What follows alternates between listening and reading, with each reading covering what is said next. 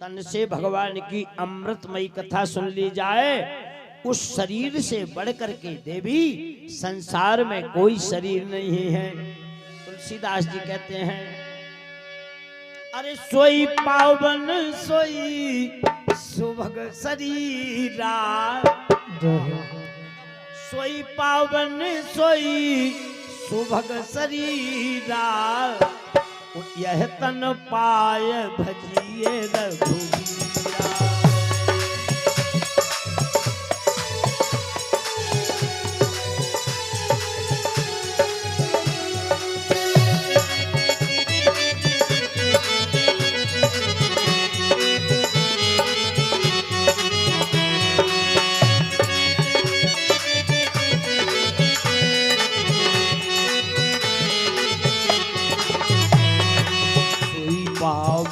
सोई सुभग शरीरा, यह तन पाय भजिए रघुवीरा।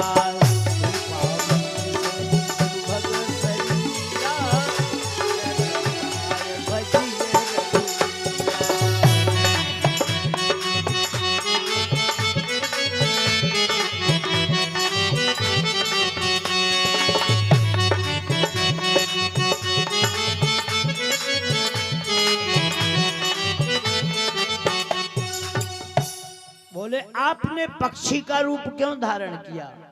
देवी बोले समझे खग खगहू की भाषा, उताते उमा गुप्त कर राखा। बोले पक्षी पक्षी की ही भाषा समझता है, इसलिए हमने पक्षी का रूप धारण करके और भगवान की अमृतमयी कथा का श्रवण किया।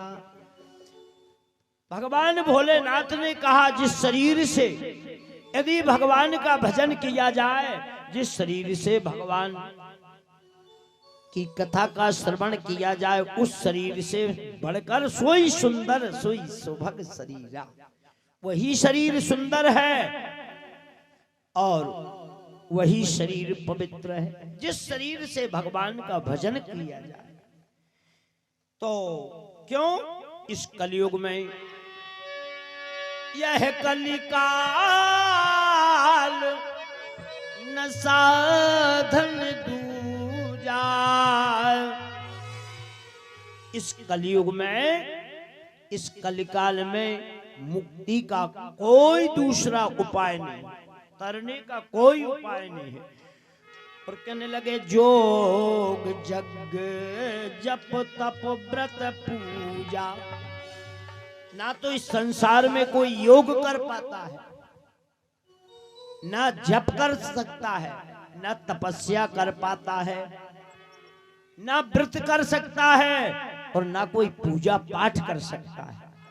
इसलिए राम ही सुमेरिये, राम ही सुमेरिये, राम गुण ग्राम ही, हे राम ही सुमेरिये, राम गुण ग्राम ही, राम ही सुमेरिये, राम गुण ग्राम ही।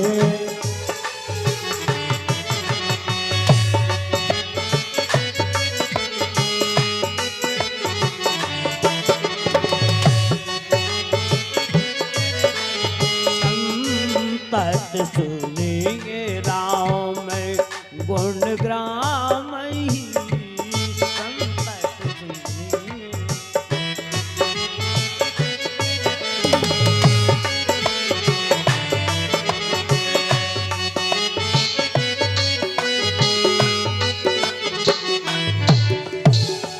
इसलिए राम ही सुमरिए, गाइए राम ही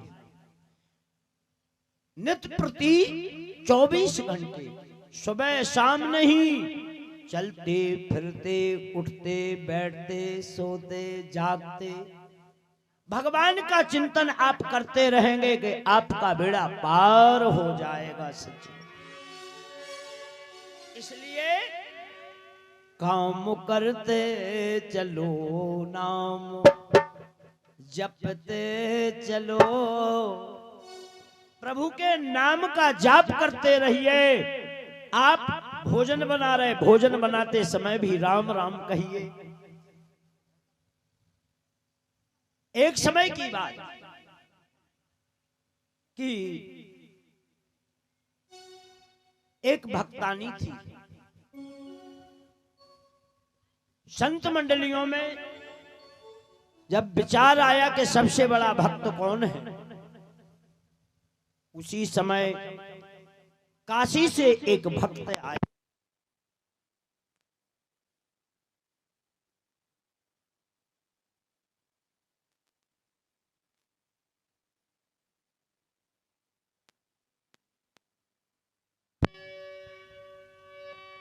चलो हम जाकर के अपने भक्तों की चर्चा करें। काशी से जो एक भक्त आए, उन्होंने कबीर दास जी महाराज काशी में थे।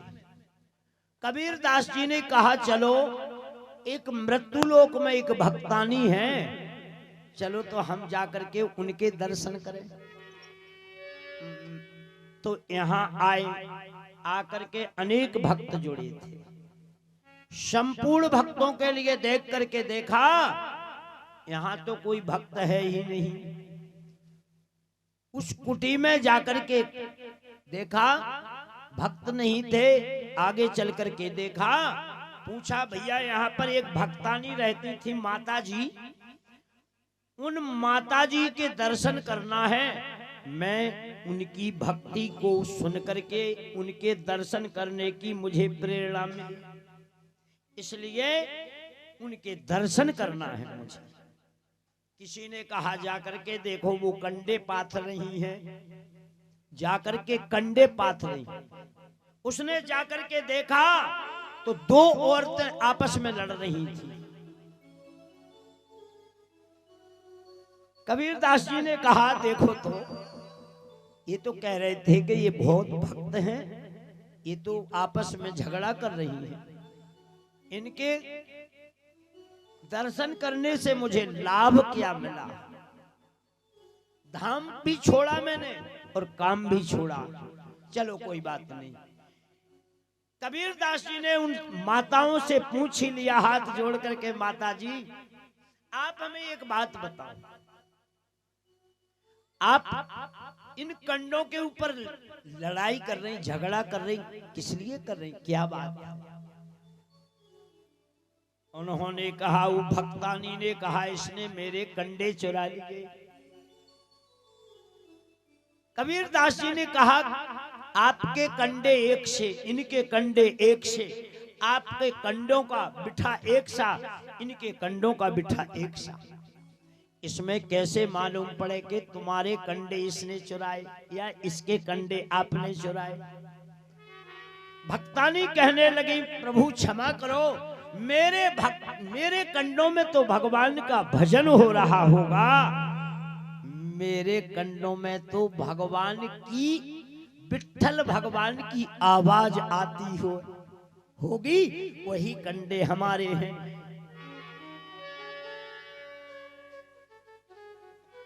उसने जाकर के कंडों को देखा, आहा, एक कंडा उठा करके देखा, उसमें आवाज नहीं आई। दूसरा कंडा उठा करके आए, देखा, उसमें आवाज आई। तीसरा कंडा उठा करके देखा, उसमें आई, हमारो विट्ठल विट्ठल विट्ठला। आहा, विट्ठल विट्ठल की आवाज आ रही थी कंडों में। 7-8 कंडे उन्होंने एक तरफ रख दिए। कबीर दास जी के आंसू आ गए। वास्तव में इसने तुम्हारे कंडों की चोरी की। चरण चूमने लगे, चरणों में गिर पड़े। कबीर दास जी, माता जी आप धन्य हैं, इसीलिए तो मैं काशी से आपके दर्शन करने के लिए आया हूं, मैं धन्य हो गया। तो मेरे कहने का तात्पर्य है, आप प्रभु का चिंतन करते रहो। चलते फिरते उठते बैठते सोते जागते खाते पीते प्रभु का चिंतन करोगे तो हमारा आपका जीवन धन्य हो जाएगा। अंत समय में वही राम का नाम निकलेगा सज्जनों। जब हमारा निर्मल मन हो जाएगा, निर्मल मन, निर्मल मन,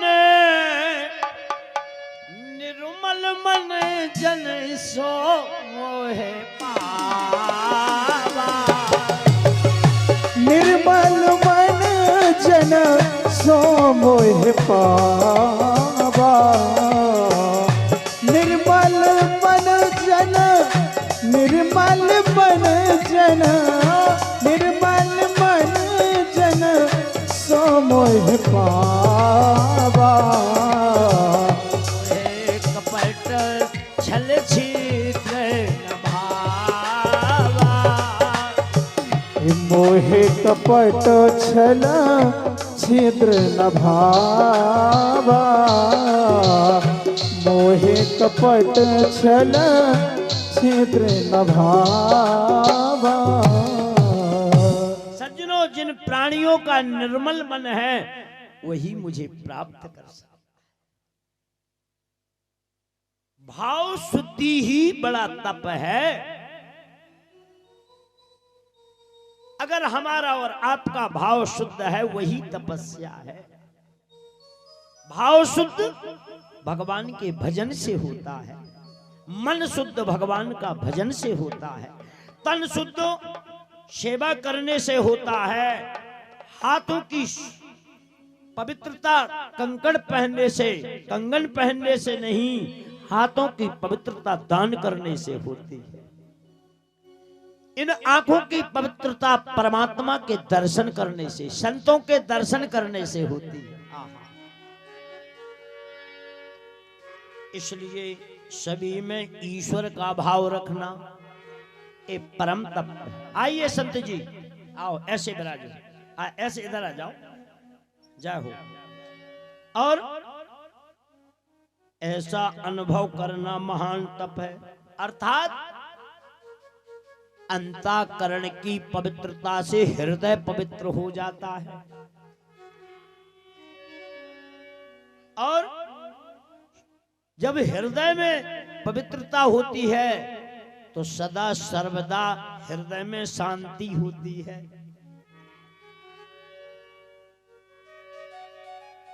प्रियम और सत्य, प्रिय और सत्य बोलना। प्रियम ब्रूयात् सत्यम ब्रूयात्। सज्जनों, हमेशा संसार के प्राणियों से प्रिय बोलो, मीठे बोलो और सत्य बोलो। और ये वाणी की तपस्या है। जय हो। प्रिय बोलना, अगर आप दूसरे से अच्छा बोलेंगे तो ये वाणी की पवित्रता है, वाणी की तपस्या है। सत्य बोलेंगे आप, इसलिए सांच बराबर तप नहीं, झूठ बराबर पाप। और जाके हृदय सांच है, सुता के हृदय